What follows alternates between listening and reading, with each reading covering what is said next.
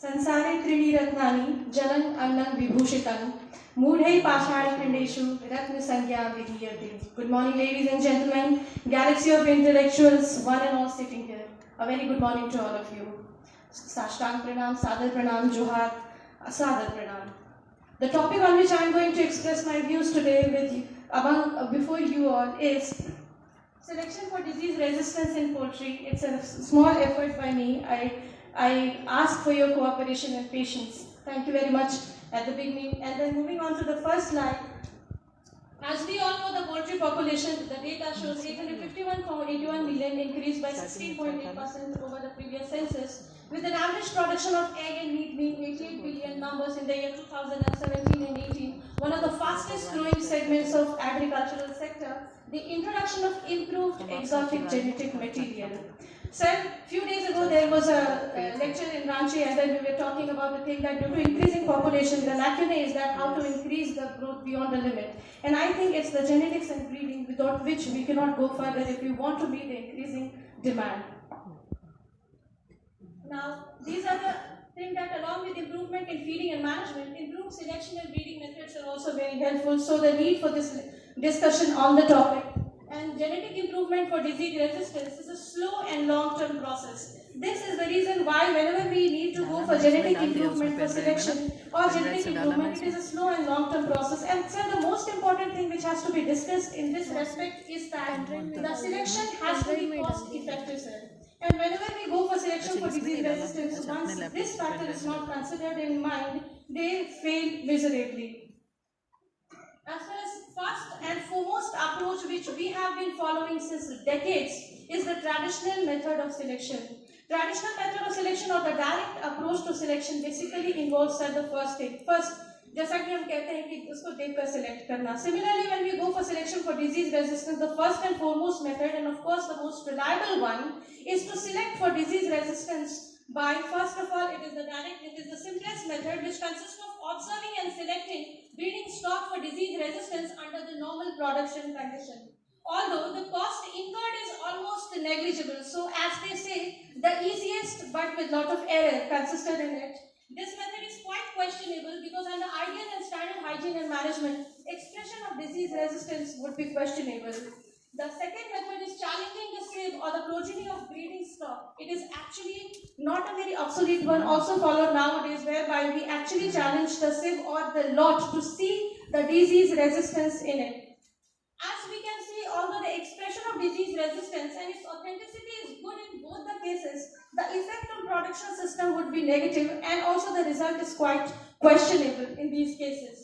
Next is immunogenomics. It combines DNA variation, transcriptome, immune response, and QTL mapping data to illustrate the interaction between the pathogen host immune system, and it can be effective genomic tool for identification of disease resistance. Now the molecular approach.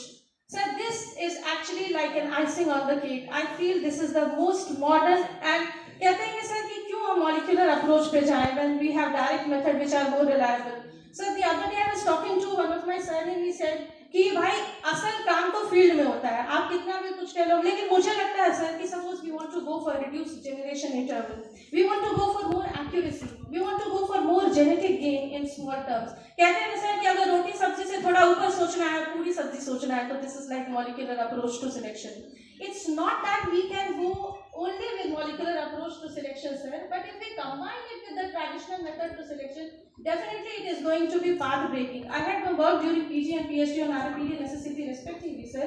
Although unfortunately I couldn't work on poultry, and I hope to do it in future, sir. And sir, then I realized what exactly was the scope of molecular marker, and this word belongs to that thing, sir. As far as molecular marker is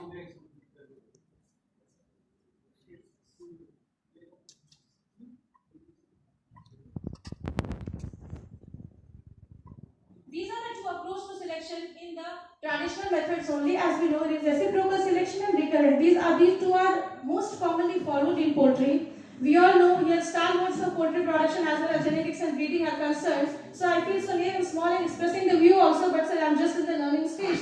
And as far as these two approaches to selection are concerned, needless to say that this recurrent selection focuses on the additive gene action, and reciprocal recurrent selections are combined both additive and non-additive gene reaction. And if we talk about the authenticity of the two process, I feel this reciprocal recurrent selection is more useful. But if we want to go or we want to explore the merit of both male and female, it is the recurrent selection, sir. It would be beneficial in the long run.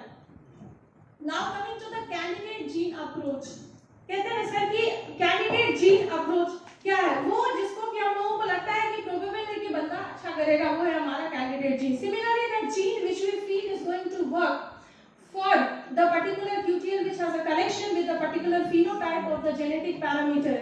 The candidate genes are the gene with direct and the large effect on trait of interest. First, certain traits are hypothesized to be responsible for a known major genetic effect, hence the term candidate gene. Then the sequence variation in the gene is identified, and then the various alleles are associated with the variation in the trait cell. So there are many candidate gene of interest in poultry as can be shown here, like cytokines, TLR gene, MHC gene, T cell receptor gene, CD encoding gene, RAMP1, immunoglobulin gene, growth hormone, and different candidate gene have varying role in resistance against different diseases. It is not working. Asit sir.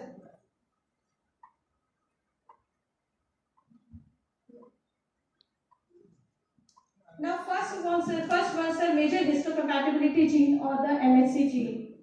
And MHC has been identified in virtually all species. Sir, this MHC gene, like TLR gene, they both are conserved in almost all species. So the best part is that a good approach, a good research in MHC and TLR gene would have path-breaking result in human as well in all other species, sir. Now, as far as MHC gene is concerned, they are a group of genes originally defined by their influence on tissue graft acceptance in mice, and the chicken was the second animal species on which MHC was identified. MHC gene and protein have been divided into three classes in mammal, 1, 2, and 3. The last three genes are not yet identified in chicken MHC gene. The chicken, however, possesses an additional unique class, that is the 4 of MHC protein, restricted to the distribution on red blood cell. Because of its linkage with the B group, chicken MHC has been designated as B complex, not the one, the larvine tonic, but the B complex of the genetics or the gene. This class 1, 2, and 4 gene of chicken MHC are also designated as BF, BL, and BG gene respectively. Well, now there is a high degree of homology, 55 to 65% based on the researches between the chicken and the human class 2 gene. That is what, sir, I wanted to emphasize, that this disease resistance gene study in poultry not only would be useful for poultry, but also because of their gene homology, we can understand it will have a huge acceptance as far as the research in human is concerned and acceptability of the different chicken product is concerned.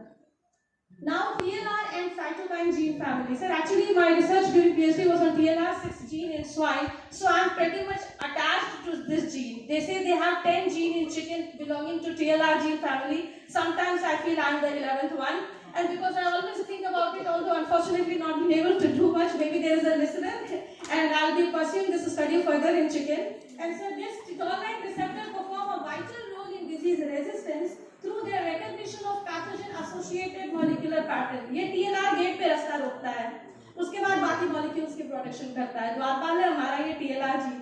And then the chicken TLR repertoire consists of 10 genes.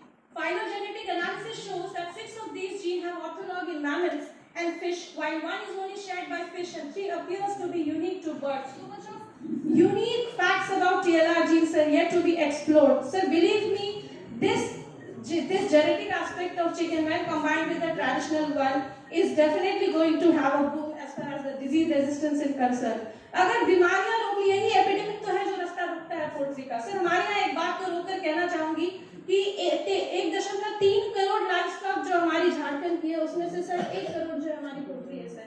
और हमारे यहाँ जब sir शाम के बाद जब हमारे जो मेल फोक होते हैं जो झारखंड के, I mean, they are infamous for not working properly. This is the female folk who serve as the bread and bone of the Jharkhand. And sir, if this poultry, it is marred by the huge epidemic, sir. Believe me, sir, you can imagine about the farmer thinking about backyard poultry and taking different aspect of poultry. And if suppose it has to come the whole lot, उनके पास उतनी replacement, उतनी insurance नहीं होती है.